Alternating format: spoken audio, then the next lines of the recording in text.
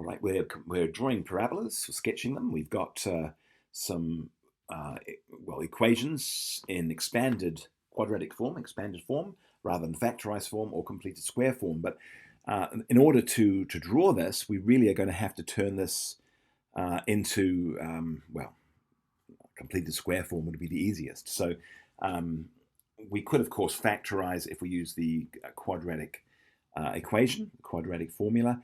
But we're not going to do that. We're just going to go ahead and, first of all, go ahead and turn it into a completed square form. So let's do that first. So I've got 3x squared minus 18x plus 1. Nice equation, by the way. I really like this one. This is very cool.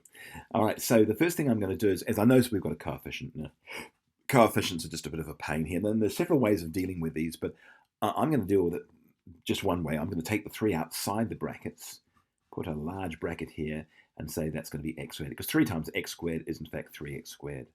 And if I'm going to factorize this bit, I can go minus 6x, because 3 times negative 6x is negative 18x. And I'm going to put a 1 on the end here and go 1/3, because 3 times 1/3 is 1. So that is my new equation. I've just factorized it in a rather awkward fashion. You wouldn't normally do that, but if you're completing the square, you probably want to.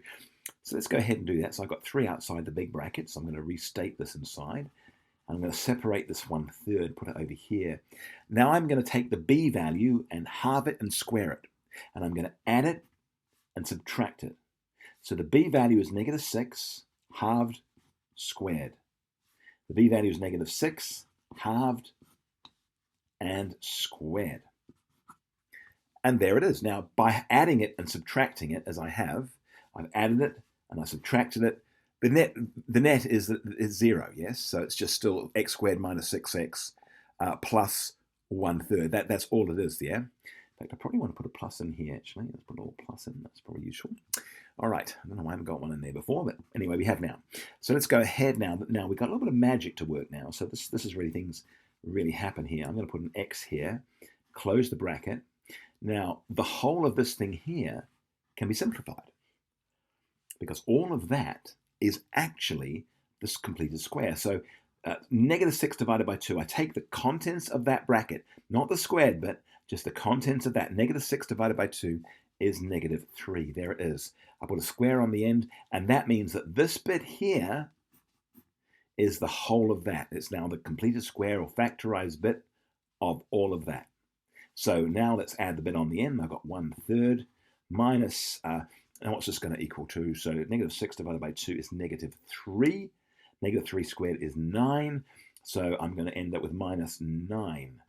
Now, there it is. I'm going to restate that actually, because I've got x minus 3 all squared. Now plus, I'm going to have a third. I'm actually going to state this as, well, if I multiply everything here by 3, I've got minus 27 on 3. And there's a good reason why I want to do that, because I've got 1/3 minus 27/3 is going to be, well, negative 26/3. So let's just do that now. So I'm going to equal 3 times x minus 3 all squared minus 26/3. And that just makes my life just a little bit easier. I'll put square brackets. I didn't have square brackets there, but we should have them. Now, multiply everything by 3. So 3 times this is 3x minus 3 all squared. And 3 times this is simply negative 26. There it is. So now that is my equation, and I'm ready to plot. So let's have a look at how that would play out. Now, I'll draw. Actually, I'm going to make this quite a long, deep graph, because, in fact, I'll do it like this. Let's see, here's my 0 point. This is going to be a bit wacky, really. But we know it's going to be 3 across to the right. Let's call that the 3. I mean, it's going to be 26 deep. So here's my 26. I'll put my 26 down here, negative 26. So that's 0 along, negative 26. This is 3 along, 0 up. So again, trying to, find points where they exist. I also want to find the y-intercept, by the way. Y-intercept's really easy, because what we want to make x 0, and we can find what y is. So that's 0. That's 0. Oh, we're left with 1. So y is, when x is 0, y is equal to 1. So let's have a look at that. Well, y is equal to 1. So x is 0, so it's going to be 0, comma 1. There it is. There's my 0, comma 1. Now I can go ahead now and draw this thing. Here is my vertex. This is a minimum point, so we're going to say minimum at 3 along, and comma -26. There it is. Now it's going to head down. Now it's going to cross here, so it's actually going to go like down this side, cross there, nearly at 0 there, and it's going to keep going down, down, down, down, down, down. And it's quite a steep parabola, so it's going to be turning like this. This is probably one of the better ones I've drawn actually today, and heads back up there. The question is, where does it cut here now and here? In other words, where are the x-intercepts? Now, to find the x-intercepts, we can't easily do it because this doesn't factorize neatly. And the way which around that would just simply use a quadratic formula. I'm going to use, in this case, a graphics calculator. So I'm just going to plonk in some values here. So I've got A here. A is 3. B is -18, and C is 1. So I'm just going to plonk those 3 values in. Let's have a look. So here they go. In fact, here we go. So I'll do it like this so you can kind of see. So the first one is 3. Next one is -18. And I'm just being lazy, to be honest with you. In an exam, you would absolutely have to do this using the quadratic equation.